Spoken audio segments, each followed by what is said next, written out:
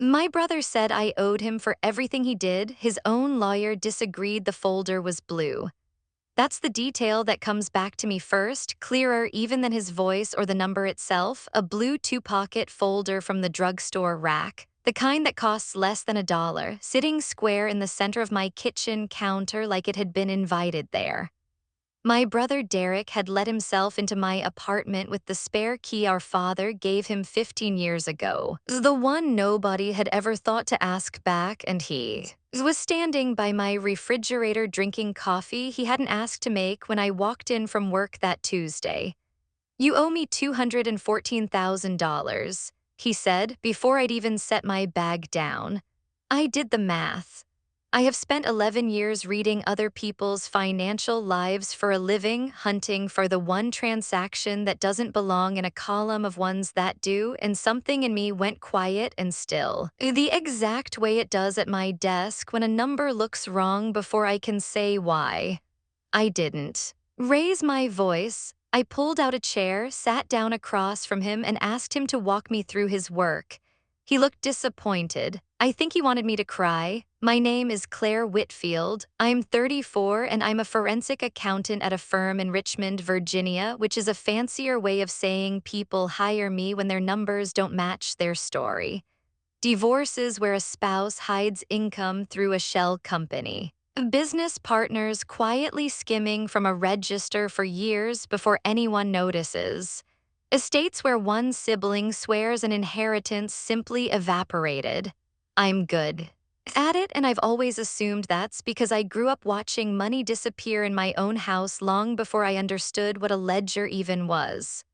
Our mother, Diane, died of breast cancer when I was 10 and Derek was 15. Our father, Robert, didn't handle it well, and I want to be fair to him even now, so I'll say it plainly. For about 4 years, he drank instead of grieved, and somebody had to keep the lights on in more ways than one. Mostly. That somebody was Derek. He worked the register at the hardware store on Route 9 after school and handed half his paycheck to our father without being asked. He signed my permission slips on the nights Dad's hands weren't steady enough to hold a pen. He drove me to soccer practice in a Buick with a cracked windshield he never had the money to fix because fixing it wasn't the priority. I was. I want that on the record before anything else because it's true and because it matters to everything that came after. My brother was not always a man who kept a ledger. He was once a 15-year-old who skipped his own junior prom because he wouldn't leave me home alone with our father on a bad night. I loved him for that. Some part of me still does even now underneath everything else I'm about to tell you. Dad got sober the summer I turned 16, 7 years, one day at a time, right up until the day he died.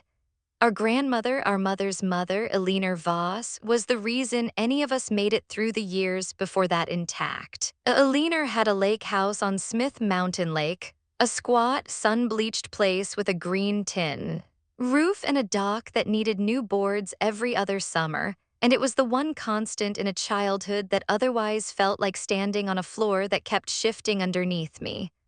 We spent every July there. Eleanor taught me to read a balance sheet before I could legally drive, sitting across from me at her kitchen table with the numbers from the little gift shop she ran in town, letting me find her mistakes and paying me $1 for every one I caught. I can still hear the particular way she said, "Found it when I finally spotted the error she'd been waiting on, like I'd won something bigger than $1.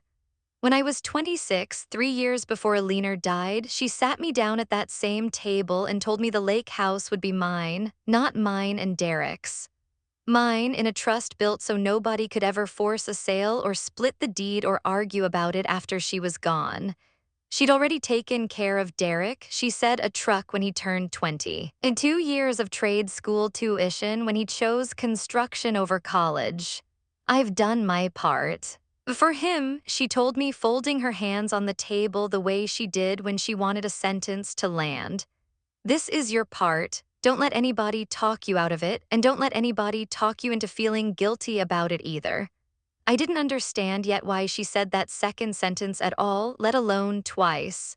There's a specific memory I go back to more than any other from the drinking years before Dad got sober. I was 11, and I'd asked for money for a school field trip to Colonial Williamsburg, $18.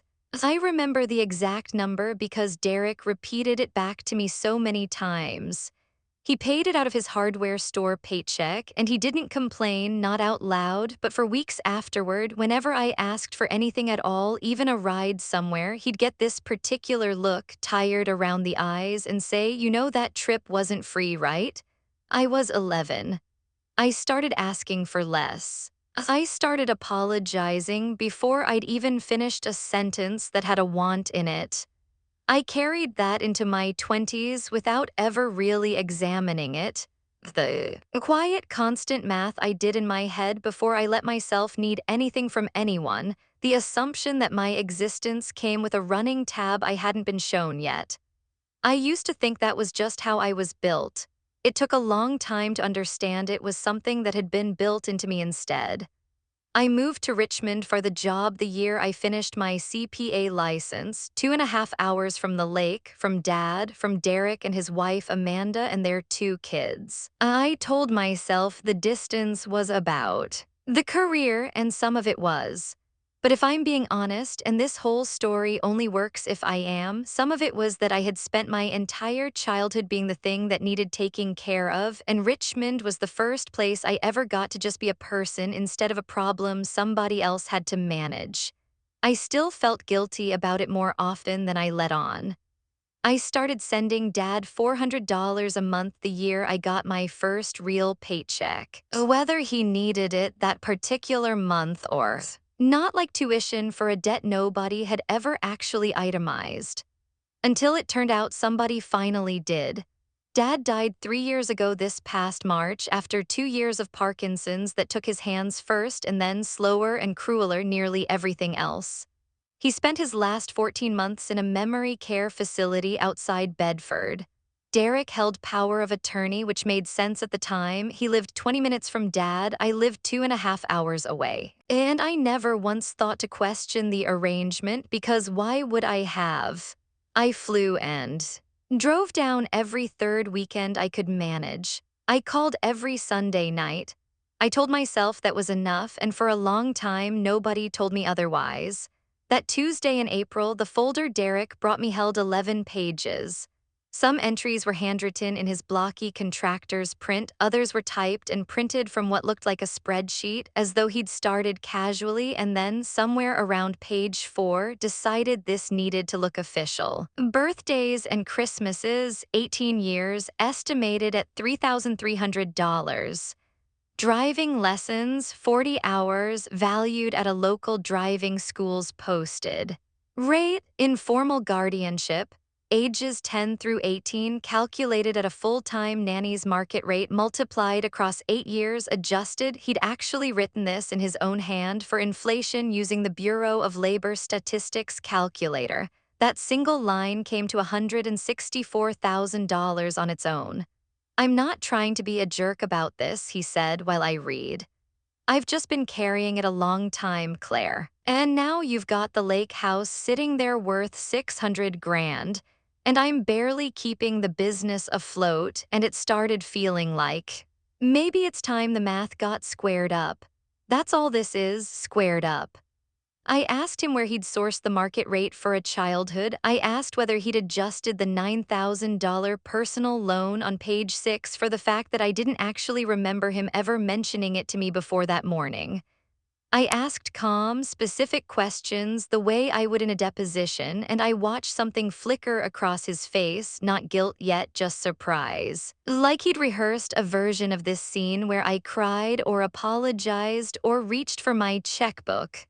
And instead, I was reading his spreadsheet the way I read everyone else's. "I need some time to look this over properly," I told him. "You brought me 11 pages. I'm going to treat them like 11 pages."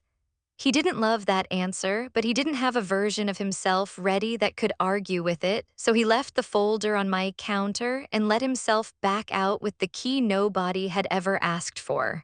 I want to tell you I fell apart the second the door closed behind him. That would make a cleaner story, maybe. What actually happened is I stood at my sink and washed his coffee mug, and my hands were shaking hard enough that I set it down twice before I managed to get it into the rack. And then I sat on the floor with my back against the cabinets for about 10 minutes and let myself feel exactly as much as I could afford to feel in one sitting. Then I got up, made a fresh pot of coffee, and pulled a legal pad out of my desk drawer. Because if 11 years of finding other people's hidden numbers had taught me one thing, it's that the story someone tells you about money is never the whole story. Not even close. I didn't tell Derek I was looking into anything. I didn't tell Amanda or Aunt Pam or anyone at Sunday dinner. For the next several weeks, I lived two lives at once. The one where I showed up to family things and asked Jake about his baseball season and told Sophie her science fair volcano was the best one I'd ever personally witnessed erupt. And the one where I came home every night and opened a growing accordion files. On my kitchen table, labeled in my own handwriting, nothing more dramatic than estate questions. I started with what I already had. I am, by profession and by nature, the kind of person who keeps things, tax returns going back a decade, old bank statements, a folder of scanned receipts I probably never needed to scan in the first place. It took one evening to find the $9,000. It wasn't a loan from Derek at all. It was a direct transfer from Aliner's account to my university's bursar's office, dated the exact week Derek's invoice claimed. He'd covered me through a tuition gap. I remembered the actual conversation now that I had the paper in front of me, Derek telling me freshman year not to worry about the shortfall, that he'd handled it. He hadn't technically lied. He just never corrected me when I assumed the handling was his. I called Martin Kessler next. He'd been our family's attorney for 20 years, the one who drew up both Aliner's trust and Dad's will. A soft-spoken man with a Bedford County drawl who still sent handwritten condolence cards on the anniversary of a death if you'd let him. I told him I had some estate questions I wanted to understand more clearly, which was true if incomplete. He mailed me copies of everything within the week, and on the phone, almost as an aside, he said something that stayed with me for days afterward. "Your grandmother was awful particular about that house, Claire. We talked it through more than the average client talks through anything." I asked him what he meant. He told me he'd let the paperwork speak for itself. Which is lawyer, for I've already said more than I probably should have. The trust language was airtight, and it was also, I realized on my second read, strange in a specific way. Most trusts I'd handled through work were written in flat, generic boilerplate. Aliner's had a clause unusual enough that I looked it up twice to confirm it wasn't standard, stating explicitly that no other family member's claim of unreimbursed services, informal debt, or moral obligation could be used to challenge or diminish the named beneficiary's sole interest in the property. Aliner hadn't just left me a house. She'd built a wall around it, in writing, years before anyone had ever tried to climb it. I sat with that for a long time, the pages spread across my table, the lamp buzzing faintly overhead. My grandmother had seen something coming that I hadn't seen at all. The boxes from Dad's house were harder. I'd brought all 6 of them back to my apartment after the funeral and shoved them into the hall closet, telling myself I'd sort through them eventually. Which is the kind of promise grief lets you make to yourself indefinitely and never actually collect on. It took a full Saturday to get through them properly. Most of it was exactly what you'd expect: old tax returns, warranty cards for appliances replaced twice since, a coffee can of assorted keys that opened nothing I still owned. Near the bottom of the 4th box, inside a manila envelope marked only RW Act, I found statements from a checking account I hadn't known still existed, tied to Dad's revocable trust, the exact account his power of attorney would have granted Derek full and unsupervised access to. I laid the statements out across my kitchen table in date order, the way I would for a client, and I made myself look at them the way I'd look at a stranger's numbers, not my own brother's. For the first 18 months after Dad's diagnosis worsened, the withdrawals looked ordinary: the memory care facility's monthly invoice, a pharmacy charge, the occasional $200 in cash. Then, starting the spring 3 years before Dad died, a pattern emerged that took my breath in a way I genuinely wasn't braced for. And transfers to an account belonging to Whitfield Built LLC, Derek's company, appeared roughly every 6 to 8 weeks, in amounts ranging from $4,000 to $11,000, with memo lines that read "Rame" or "Dad's truck," or on 3 separate occasions, nothing at all. Across 22 months, they totaled $96,400. I remembered then a detail I hadn't thought about in over 2 years: Derek at a 4th of July cookout, half a beer in, mentioning that a subcontractor on some strip mall renovation job had screwed him over and vanished with a chunk of the draw, and that the bank was being difficult about it. At the time, I'd made a sympathetic noise and gone back to flipping burgers on Dad's old grill. I hadn't done the math. I hadn't had any reason to. I called the memory care facility and asked, as Dad's daughter finishing up final tax matters, for a complete billing history of his stay. It arrived by email 2 days later.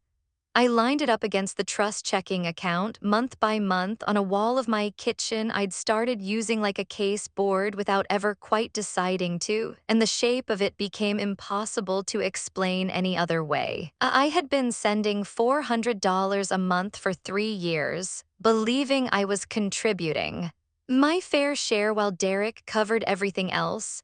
And across that same window, our father's own money that should have covered his own care with room to spare, had been quietly rerouted to keep my brother's company breathing. There was a night about a month into all of this when I nearly got caught. Derek stopped by unannounced, the way he still did sometimes, and I had bank statements fanned across my dining table when I heard his key in the lock. I swept them into a drawer with maybe 4 seconds to spare, my heart going hard enough that I could feel it in my ears, and made small talk about nothing while he ate a sandwich standing at my counter and asked, offhand, if I'd thought any more about the folder. I told him I was still working through it. He nodded, satisfied enough, and left. I sat back down at the table afterward and didn't touch the drawer again for almost 20 minutes. There was a Sunday dinner in the middle of all this that I almost didn't go to and went to anyway. Because not going would have raised questions I wasn't ready to answer yet. Amanda looked tired in the specific way of someone who hasn't said the thing she's actually thinking out loud in a while. Sophie showed me a diorama of the water cycle held together with more hot glue than the assignment probably called for, and I told her it was the best one I'd personally ever seen, and I meant it, because it was easier that week to mean small, true things than large, complicated ones. Later, rinsing dishes side by side at the sink, Amanda said almost to herself that things had been tight since the whole Miller Street mess, and that Derek hadn't been sleeping right in months. She had no idea she was handing me a piece of the puzzle. I didn't tell her that she had. I went back over old memories too, turning them over the way you'd check a coin for a mint mark you'd never noticed before. Derek discouraging me from visiting more than once a month near the end. Dad gets confused with too many people around. It throws off his routine. Just let me handle the day-to-day. At the time, it had sounded like devotion. In hindsight, laid next to a spreadsheet of withdrawals, it read like something closer to management. I hated how easily the same set of facts could mean two completely different things depending on what you were finally willing to see. I drove out to the memory care facility itself on a Wednesday afternoon, telling the front desk I wanted to collect a few of Dad's remaining personal items from storage, which was true if not the whole reason I'd come. An aide named Rosa, who'd worked the floor the entire 14 months Dad was there, and used to slip him butterscotch candy when the kitchen ran out of the peppermints he actually liked, remembered me from my Sunday visits and asked how I was holding up. I asked her carefully if she remembered my brother's visits too. She said Derek came by often, more than most families managed, which she meant as a compliment. Then she added, almost as an afterthought while she helped me carry a box to my car, that he always asked to see Dad alone for a few minutes first, before visiting hours technically opened, and that the front desk used to let it slide because he was so consistent about it, so clearly devoted. I thanked her and got in my car and sat in the parking lot for a long time before I trusted myself to drive, turning that detail over, wondering how many of those early, private minutes had involved a conversation my father was in no condition to fully understand, let alone agree to. I brought the pattern without names attached to my supervisor at the firm, a woman named Denise, who trained half the forensic accountants in the state and had seen more family money disappear into more well-meaning excuses than either of us could count. She looked at the transfer dates lined up against the memory care invoices for maybe 90 seconds before she looked up at me and asked, gently, whose family this was. I told her. She didn't say much else. She just slid a legal pad across her desk and told me to keep documenting everything exactly the way I already was, in order with sources, because someday soon somebody with a law degree was going to want it presented exactly like that. There was one more thing I found. The same weekend I finally sorted the last box. A cassette tape of all things, in a case labeled in Aliner's handwriting, EV, for R, tucked behind a stack of Dad's old cable bills. I didn't have anything to play it on until I drove it to an electronics repair shop in Short Pump that still handled things like that. The tape was Aliner, recorded not long before she died, talking to my father about the trust, her voice thinner than I remembered it, but unmistakably hers. She told him plainly that she loved Derek and trusted him with plenty, but that she'd watched him run toward money, the way some men run toward trouble, and that she needed my father to promise the lake house would stay protected exactly as written, no matter what story gets told about it later. I sat in my car in the repair shop parking lot and listened to it twice, and then I understood fully that my grandmother hadn't just anticipated a version of this. She'd been trying to warn my own father about it years before I ever needed the warning myself. On my way back from the repair shop, I stopped at the Bedford County Courthouse and asked to see the recorded deed history for the lake house, a request the clerk handled so routinely she barely looked up from her second monitor. The chain of title was exactly what Kessler's copies had already told me, a leaner to the trust naming me outright, no liens, no other names ever attached to it, nothing anyone could point to later and call ambiguous. I stood at the counter with the printed pages still warm from the machine and felt something settle in my chest that I hadn't realized had been unsettled until that exact moment. Whatever else was true, whatever Derek believed or wanted to believe, this particular fact had never actually been up for interpretation. It just took paper and patience to prove it. I drove up to the lake alone the following weekend.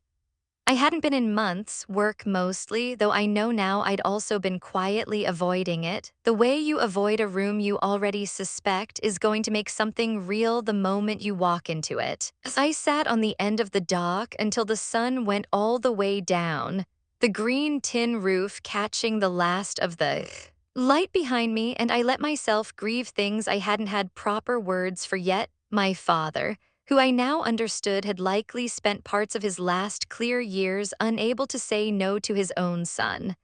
My grandmother, who had apparently known enough to build a wall around this exact house without ever once telling me why while she was alive to explain it. The version of my brother who used to skip prom to keep me safe, who I was starting to understand I might not fully get back, whatever happened next. I cried there, in a way I hadn't let myself cry in my own kitchen. Nobody was around to see it, which I think, if I'm honest, was the entire point of driving 2.5 hours to do it. I called an old friend from grad school, Priya, who practices elder law outside D. See, now and asked her carefully in general terms what a power of attorney is actually supposed to require of the person holding it, and what happens, generally speaking, when that duty gets breached. She didn't ask why I was asking. She explained in plain language that an agent under a POA owes a fiduciary duty to act in the principal's best interest, not their own, and that transfers like the ones I was describing, undocumented, self-benefiting, made while the principal's capacity was visibly declining, were exactly the fact pattern elder law attorneys spend entire careers untangling. She told me documentation was everything, that dates and sources mattered more than outrage ever would. I already had almost 2 months of both. By the second week of June, Derek's patience ran out. The texts came more often, first casual, then pointed, and then one that read in full, talked to a lawyer. Guy named Grant Sallis does a lot of business law. He's gonna help me make this official since you're clearly stalling. We should all sit down. I read it standing in my kitchen in almost the exact spot the blue folder had first appeared 2 months earlier, and for the first time since that Tuesday in April, I felt something other than dread move through me. I felt ready. Derek scheduled the sit-down for a Sunday 2 weeks later at his and Amanda's house, and made a point of mentioning that Aunt Pam, Dad's younger sister, the family's unofficial peacekeeper, and not coincidentally the person most likely to make me feel guilty on Derek's behalf without even meaning to, would be there too.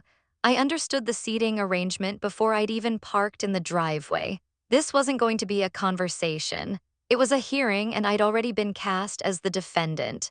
Amanda answered the door and didn't quite meet my eyes. The kids were at her sister's for the afternoon, which told me most of what I needed to know about how Derek expected the day to go. We sat around the same dining table where I'd eaten 100 birthday dinners as a kid, and Derek slid a new document across to me, typed now formal, a proposed resolution offering two options: transfer half the lake house's equity appraised at $305,000 or accept a 10-year structured repayment plan with interest. So we can both move forward instead of dragging this out for years. He mentioned Sally's name twice in the first 2 minutes, the way you'd rest your hand near something you wanted the other person to notice was there. I've reviewed everything, I said, and I meant every page of it: his invoice, Alina's trust, Dad's bank statements, the memory care billing history, the cassette tape, all of it. I do have a few questions before we go anywhere near lawyers, though. I asked him evenly where the $9,000 tuition loan had actually come from, since the bursar's office had a clean record of a direct transfer from Alina, not from him. He said he didn't remember the specifics, that it was all aggregated, that I was nitpicking individual line items instead of looking at the bigger picture. Then I asked him about a $14,000 transfer from Dad's trust account to Whitfield Built LLC that September, 3 years back, the same month I happen to know now that the Miller Street project first went sideways. He went pale first, then red. That's a completely separate thing that has nothing to do with any of this. He said too fast, his voice climbing half an octave in a register I'd never once heard from him in front of Aunt Pam. Pam looked between the two of us, visibly uncomfortable, and said gently that maybe today wasn't the day to go digging up old business stuff, that we should be focused on healing as a family instead. I told her I understood why she'd want that. I told her I wasn't willing to sign anything based on figures I couldn't independently verify, and that I'd see everyone at the meeting with the lawyers instead. I stood up. Amanda walked me to the door, and just before I stepped out onto the porch, she caught my eye, not accusing and not defending him either. Just scared, in a way that told me some part of her already suspected more than she'd let herself fully admit, even to herself. I called Renata Ibarra the next morning. I'd found her name through a colleague who'd used her for a contentious probate matter the year before and described her approvingly as someone who doesn't perform for anybody. I brought her everything over the course of 2 long meetings: the trust, the tuition records, the 22 months of transfers, the memory care invoices, even the cassette tape which she listened to once. All the way through, without saying a word until it finished. She told me the trust language alone likely ended any claim Derek could bring against the property itself.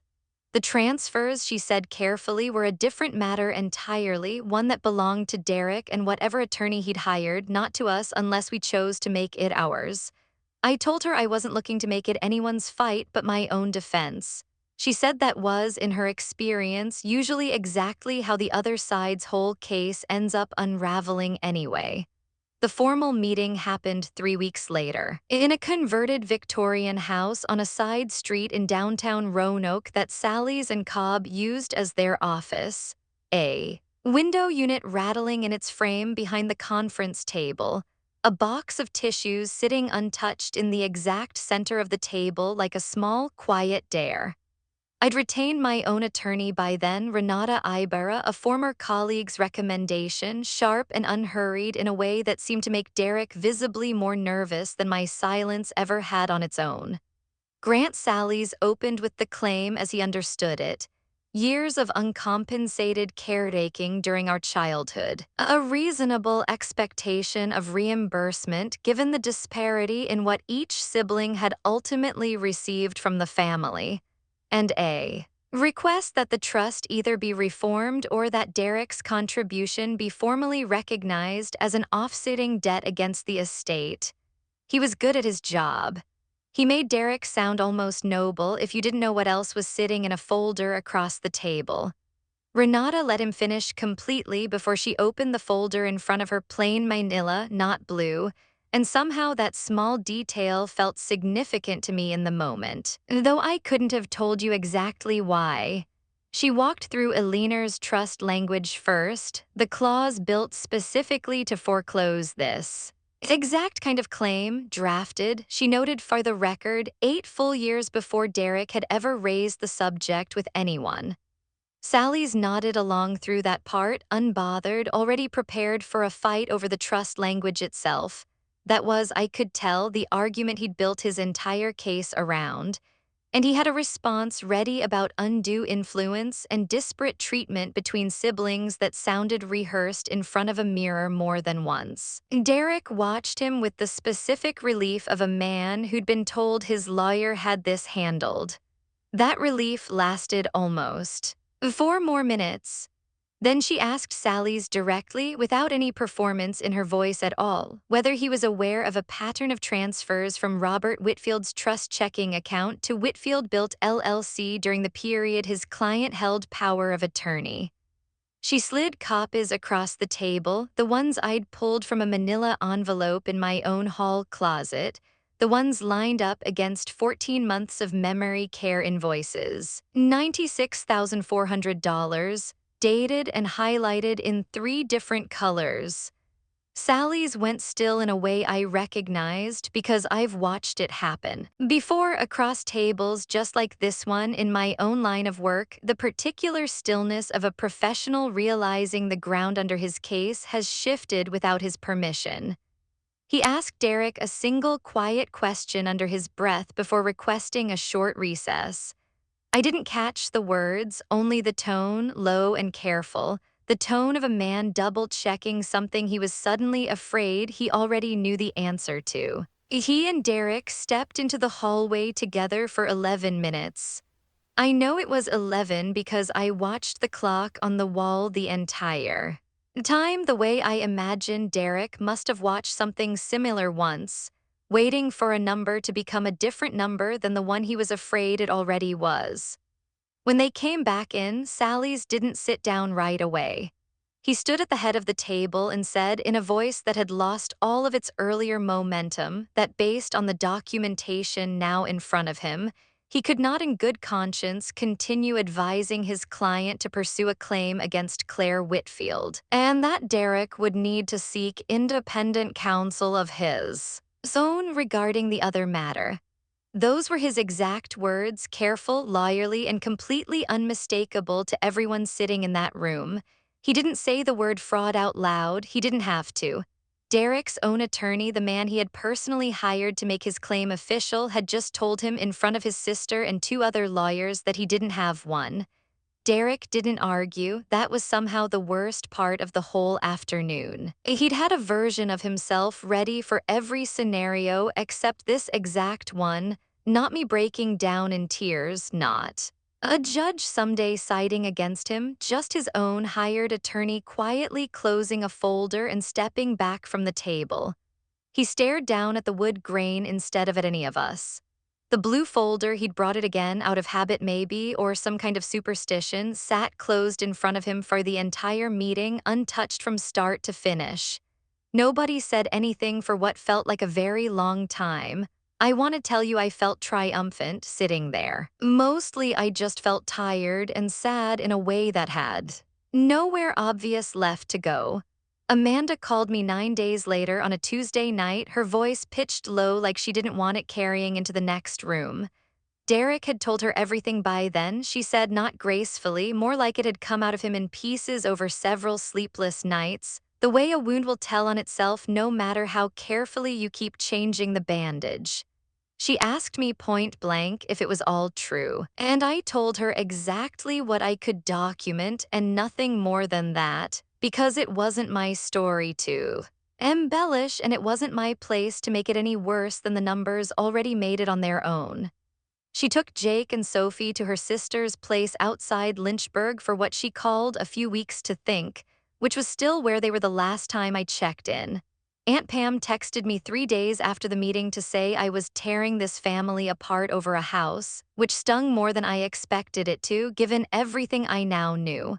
I didn't argue with her over text. I asked Martin Kessler, in his ongoing role, handling the estate, to share the relevant trust documents with her directly if she wanted to see them, since I didn't fully trust myself to explain any of it without sounding like I was building a closing argument. She went quiet for almost a month after that. In July, she finally sent a short message, 4 sentences long, no real apology in it exactly, but an acknowledgement that she hadn't known everything and that she was sorry for jumping in before I understood the full picture. It wasn't everything I might have wanted from her. It was at least something. Honest, other relatives sorted themselves in quieter ways.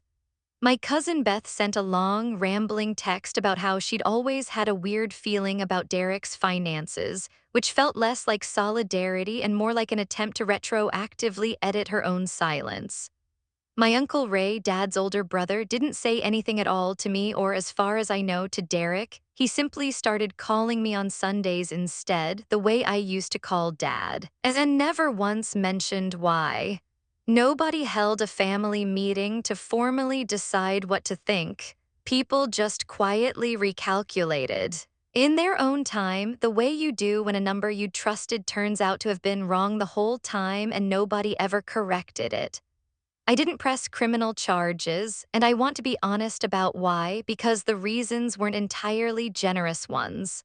Part of it was Jake and Sophie, who hadn't done a single thing to deserve their father's name sitting next to the words elder financial exploitation in a public record somewhere. Part of it was that dragging Dad's last confused, undignified years through a courtroom felt like a second loss of him, one I wasn't willing to cause just to watch my brother face consequences I could already see arriving a different way regardless. Through the estate, with both Kessler and Renata involved, Derek agreed to repay $61,000, the portion that could be cleanly documented and directly attributed into an account earmarked specifically for Jake and Sophie's education, structured over 5 years, with the first payment due within 90 days of the agreement. He made the first 2 payments on time. Whitfield Built folded that October regardless. The bank had already lost patience months before any of this ever came fully into the light, and the Miller Street shortfall was never going to unhappen simply because the truth about where some of the missing money went had finally surfaced. Derek took a job as a site supervisor for a competitor by that winter, A step down he never once mentioned to me directly, though Amanda did, carefully, the way you'd mention a bruise you didn't especially want asked about. At Thanksgiving, the extended family gathered at Pam's house instead of Derek and Amanda's for the first time in years. An unspoken decision nobody quite named out loud, and two of our cousins were noticeably careful about which side of the room they stood on, as though physical distance could substitute for taking an actual position. There was no clean ending where the villain gets fully punished and the house lights come up on cue. There was just a lot of ordinary, uneven fallout, landing on different people in different amounts depending on how close they'd been standing to the center of it all along. I started seeing a therapist that fall, mostly to sit with the parts of this that a legal agreement was never going to resolve. The particular grief of realizing a person who genuinely loved you as a child could also, years later, try to quietly take something from you and call it fair. She helped me understand that both things could be true about the same person without canceling each other out, which was a harder idea to sit with than any spreadsheet I've ever built. I drive up to the lake most weekends now, not just for holidays the way I used to. I repainted the dock chairs a color Alina never would have chosen for herself.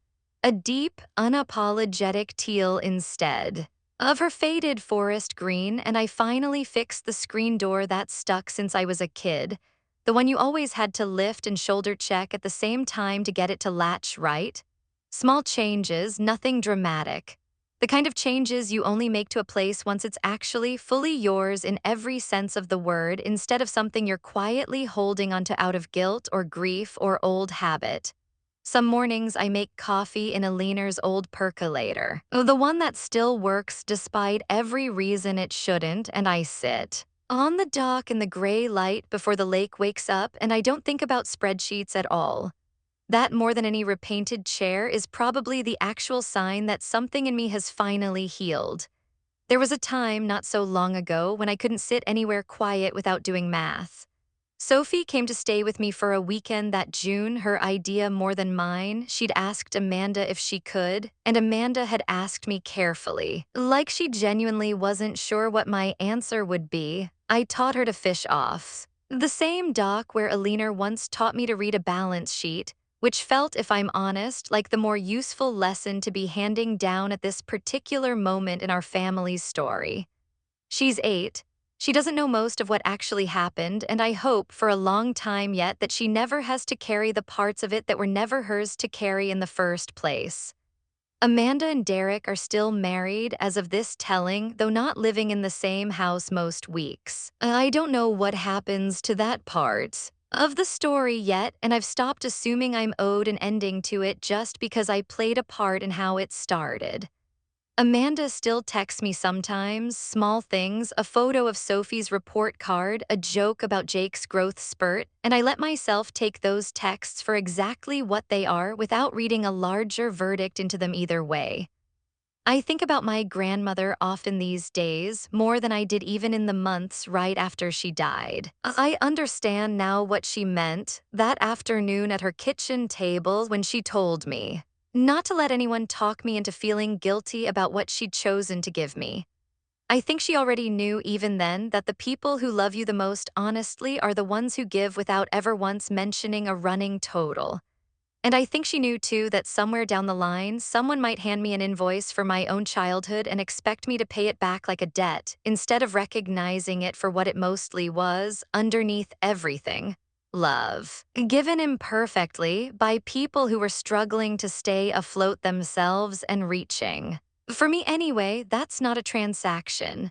You can't audit it no matter how good you are at your job. I've finally stopped trying to. I still wonder sometimes what those 11 minutes in the hallway actually felt like for Derek, whether some part of him already knew before his own attorney said a single word out loud that the math had never really worked in his favor to begin with, only in his memory of it. I wonder what I would have done at 20 or even at 25 if someone had handed me that same folder before I'd spent a decade learning how to properly read one. If you'd been sitting at that table in my place, what's the first question you would have asked? Tell me in the comments and tell me where in the world you're watching this from tonight. I read every single one, and I'm still a little amazed every time at how many different corners of the world end up sitting inside the same story with me. And if this is the kind of story that stays with you the way it stayed with me, to stay a while longer, there are more like it here.